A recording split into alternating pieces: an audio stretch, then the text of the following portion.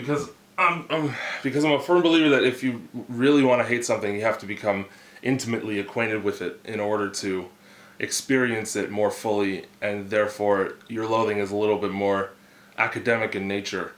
And so with that in mind, I made Christmas shirts this year, and one of them is a crew neck, because oh god do I ever hate crew necks. But I heard everybody likes them, so I put them up there along with several others that are only going to be there until late January, so get them while you can. If you buy them now, you probably get them in time for Christmas, or at least shortly thereafter, so you can wear them to a New Year's party and be tacky as fuck. Now that that's out of the way, time to say some things that'll probably make some people wish that they had never purchased anything from me in the first place. A lot of my videos are centered around telling people not to do things that I don't like in an effort to make the world a better place for just me.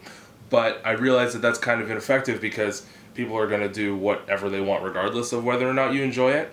We're all kind of dicks like that. So I thought instead of trying to convince you to cease actions completely, I would offer up a series of constructive ideas that would maybe inform your decision making and piss everybody around you off a whole lot less.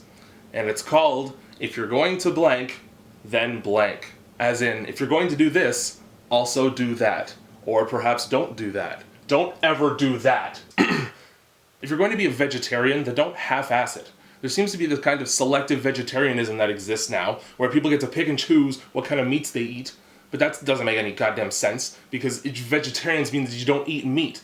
So saying you're a vegetarian, with the exception of chicken and fish, is like saying that you're against abortion unless the procedure's done really late into the pregnancy.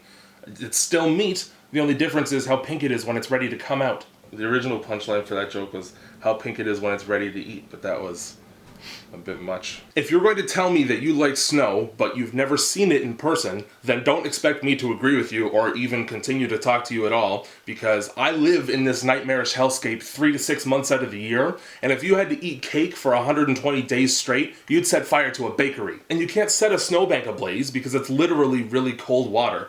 It's like the ice bucket challenge every time I want to leave my house. Winter is scientifically proven to deteriorate the human body both physically and mentally. We come to Canada in April, and I promise you that everybody you see is about 30,000 pounds heavier than they usually are due to seasonal agoraphobia. And it's super dry, so everybody looks like a sun-damaged chud, crackling in the glare of the sun as it reflects off of the blindingly white ground and kills us all with skin cancer at the age of 25. If you're gonna have a baby, leave it at home when you go places. Bringing a crying infant to the grocery store is the #1 way to get strangers to seriously contemplate punching your crying infant. The easiest way to get away with child murder is to let the kid be loud in public, because if I'm around, I bet you I'd be more than willing to cut it in half with a Ginzu sword so that you can keep your hands clean, or metaphorically clean, because you'll be covered in the blood and organs of a 1-year-old. If you're going to make a movie, then don't lazily use the same stock 3 or 4 screams that every human being on the earth has heard 10,000 times before. People who watch a lot of horror movies will know exactly what I'm talking about, and if you don't, look up Wilhelm scream at some point in the near future. Nothing brings me out of the action like thinking, now where have I heard that horrified scream before? Oh, that's right, everywhere else. Are you trying to tell me that you don't have the 10 seconds it takes to record a woman's shrill cry in a sound booth? And this is the only industry that gets away with that kind of behavior. You'll never hear a house contractor say, we built this house from scratch for you, but we wanted to save some pocket change, so instead of a bearskin rug, we just have a bear in there. And here's my new painting. I got kind of tired of painting it halfway through, so I just cut out pieces of other paintings and glued them on.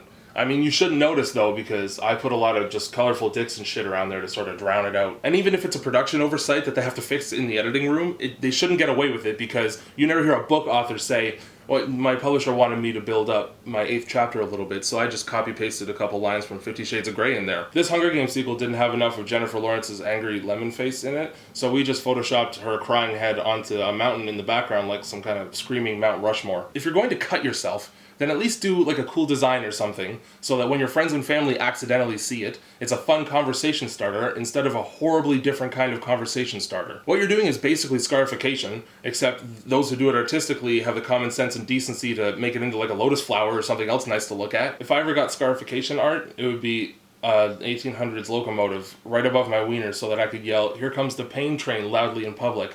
Then if someone is foolish enough to inquire, I rip down my pants and I don't stop running until I hit something soft. If you're going to have an opinion about something, then be selective about when you share it. Don't volunteer it up forcefully to strangers as if it's your firstborn son and the guy sitting next to you at the bus stop is a vengeful death god who will put his fist into your wiener if you don't offer a proper tribute. People always say opinions are like assholes, but that's not true because there's no doctor or prescription antibiotic whose job it is to fix your opinion when it gets loud and irritating, so usually it's just left to fester out in the open like a necrotic Komodo dragon bite.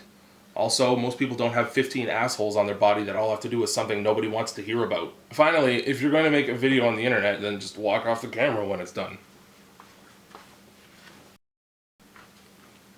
I'd do that dance that I did in my last video during the title screen, but I slept on a couch last night, so my leg hurts.